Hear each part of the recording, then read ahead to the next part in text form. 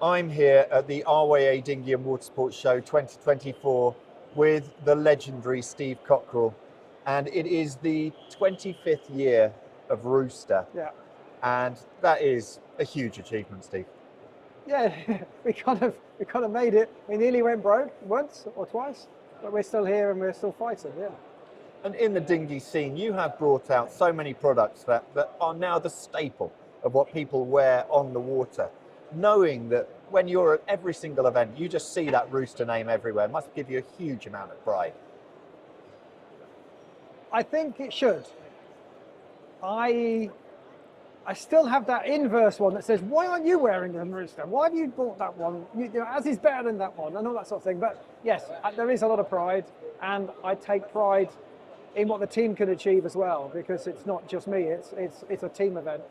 Isn't it that one of those things where you're just wanting to get your message out to everybody entire time? I think, go back to when I started. I was the frustrated person you could possibly imagine because I had so much I wanted to say. I had so much I wanted to share, and I don't know why I've got that sort of DNA. I just wanted to say, you don't want to do it like that. You want to do it like this. Was kind of in the DNA, and I guess I wanted the platform to be able to share knowledge, and Rooster's given me that, so that's great. And you have now got an incredible team around you. So it is not just Steve Cockerill anymore. Absolutely There's not. so many more. Yes, I mean, I've been very lucky to employ smarter people than myself, and people with the same philosophy and ethos that brought Rooster about, really, because they want to share knowledge, they want to create good products, and they want to have great customer service. That's kind of the right ethos, I think.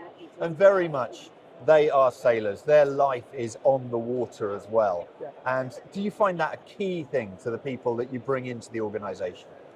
Yes and no. So long as you've got the vein of sailors running through the business, sometimes it's not a bad thing to bring somebody in from another sport who has a different take on stuff. So we're quite happy to take from other sports, so long as they're sporty and they understand what we're trying to do. It can work, but we still have to have that backbone of dinghy sailing through the team. And still, your enthusiasm for sailing seems to know no bounds. I know you're just back from Australia to sailing out there. Yeah. And every single dinghy class, I struggle to name a dinghy class that you haven't actually been involved in. I'm very lucky. I think when I was a student at university, I had the passion. I wanted to sail every boat. I wanted to do all things, and I've not lost that passion. I nearly lost that passion at the moment of realising I'd failed at the Olympic trials in '95, and I remember going out on the water for the last day, being one of the three that could qualify for the Olympics, but on an incredibly small slither of a hope. But I felt maybe I've still got a chance. And I remember sobbing all the way in afterwards. And at that point, I nearly lost the bug for sailing. But the weekend after, I went to the laser inlands and went, wow, this is just so much fun. How can I possibly not want to keep doing this forever?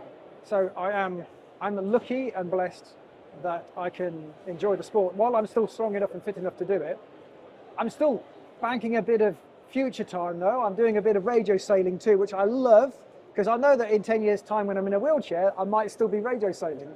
And that's incredibly competitive and very good on the brain, on the mental attitude when things go wrong, because you can do a whole 12 race series in 2 hours.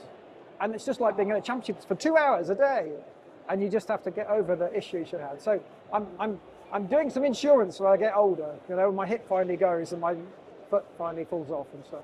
I love that when you describe the time that you nearly fell out of love with sailing and then say that was about 1 week until I did the next event.